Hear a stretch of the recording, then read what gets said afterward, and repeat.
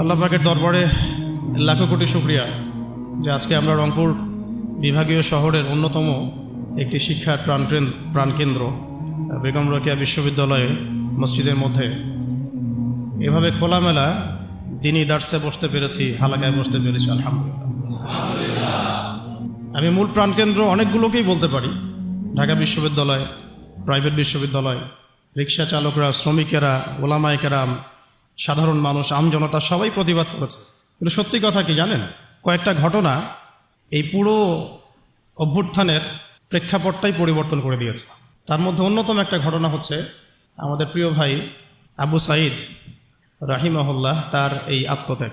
এর আগ পর্যন্ত এই ঘটনাটা সমস্ত মহলের হৃদয় কাড়ে নাই। আবু সাঈদের সেই বুক পেতে দেওয়ার যে ঘটনা, এই ঘটনাটা কিন্তু আল্লাহ পাকের কাছে এতই কবুল হয়েছে যে প্রত্যেকটা হৃদয়ের মধ্যে সেই ঘটনার একটা রেখাপাত অবশ্যই করেছে। এরপরেই কিন্তু এই বিদ্রোহের আগুনটা সব জায়গায় ছড়িয়ে পড়েছে। এর আগ পর্যন্ত আন্দোলনটা ছিল শুধুমাত্র একটা কোঠা আন্দোলন। তো যখন কোঠা আন্দোলন এভাবে নির্যাতনের, নিপীড়নের শিকার হলো এবং আবু সাঈদের মতো কিছু ভাই যখন শহীদ হলেন, জুলুমের শিকার হলেন, জীবন দিলেন, তখন কিন্তু আস্তে আস্তে আন্দোলনটা আর কোঠা আন্দোলনে সীমাবদ্ধ থাকে না, এটা গণমানুষের আন্দোলনে রূপ নিয়েছিল। এবং আমরা দেখলাম যা হলো, এটা শুধু একদিনের চেপে রাখা ক্ষোভ থেকে এই ফলাফল আসে নাই। এর আগেও বিগত 15-20 বছর ধরে প্রত্যেকটা সেকশনে মানুষ নির্যাতিত হয়েছে। আমরা গুম হয়েছি, ওলামায়ে কেরাম প্রচণ্ড নির্যাতনের শিকার হয়েছেন, শাপলা চত্বরে ঘটনা ঘটেছে, আয়নাঘর ভর্তি হয়ে গেছে ওলামায়ে কেরাম দিয়ে। যতগুলো মানুষ বাইরে আছে হয়তোবা তার চেয়ে বেশি মানুষ জেলখানায় আর আয়নাঘরে থাকে। প্রেক্ষাপটটা এমন ছিল। আর অনেকে আমাকে রিকোয়েস্ট করেন যে ভাই সব ঘটনাগুলো শুনতে চাই।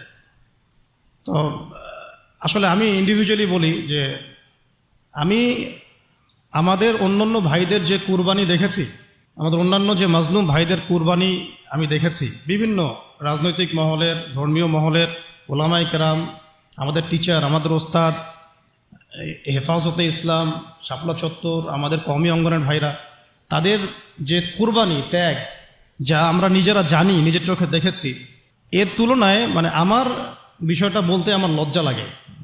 আমি লজ্জা পাই যে তাদের সামনে আমাদের কোরবানি আসলে কিছুই না, আবু সাঈদের সামনে আমাদের কোরবানি আসলে কিছুই।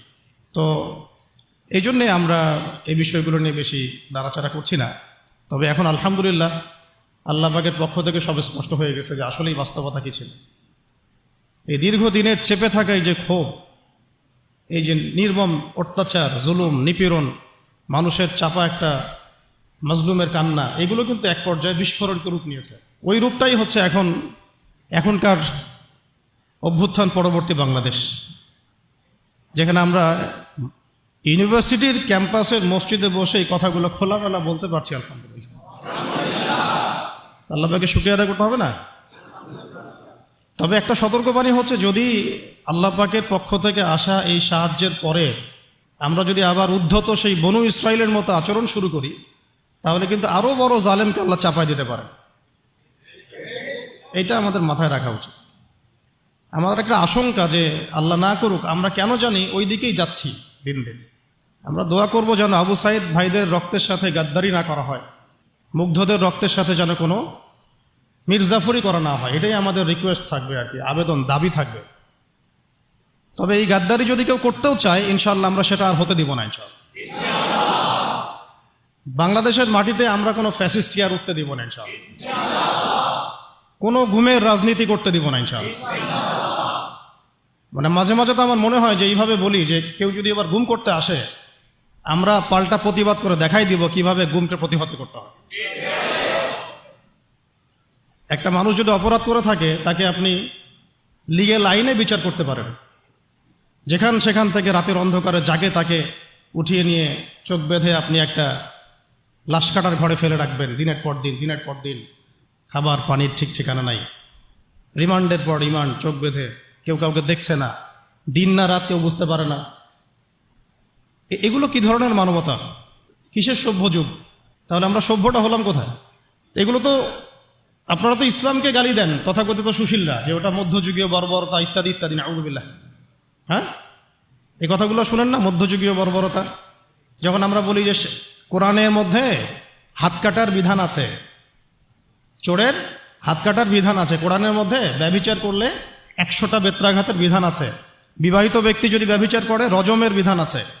হত্যার বদলে হত্যা আছে, কিসাস, মানে চোখের বদলে চোখ, কানের বদলে কান, হাতের বদলে হাত, দাঁতের বদলে দাঁত, জানের বদলে জান। তারপরে ডাকাতি করলে ডান দিকের হাত বাম দিকের পা কেটে ফেলার বিধান আছে। কেউ যদি নবী সাল্লাল্লাহু আলাইহি ওয়াসাল্লামকে গালি দেয়, শাতেমে রসুল, তাকে মৃত্যুদণ্ড দিতে হবে, বিধান আছে। কেউ যদি ধর্ষণ করে তাকে মৃত্যুদণ্ড দিতে হবে, এই বিধানগুলো আছে। এগুলোর কথা যদি আমরা এখনকার মিডিয়ার টকশোগুলোতে বলি তাহলে বলবে না এটা মধ্যযুগীয় বর্বরতা? এতদিন শোনেন না এই কথাগুলো আপনারা? তাহলে এই গুম খুনের রাজনীতি আর কোন যুগের বর্বরতা? এটা কোন যুগের বর্বরতা? আধুনিক যুগের বর্বরতা, তাই না? আধুনিক যুগের প্রাচীন বর্বরতা। এগুলো আবু জেহেলদেরকেও ছাড়িয়ে গেছে আর কি। তো আমরা এক জালেমের জায়গায়, আমার কথা একদম স্পষ্ট, এক জালেমের জায়গায় আমরা আরেক জালেমকে সহ্য করব না। এই অমানবিক গুম খুনের রাজনীতি বন্ধ করতে হবে।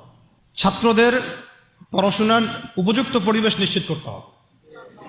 পড়াশোনার মধ্যে ইসলামী কারিকুলাম ঢোকাতে হবে।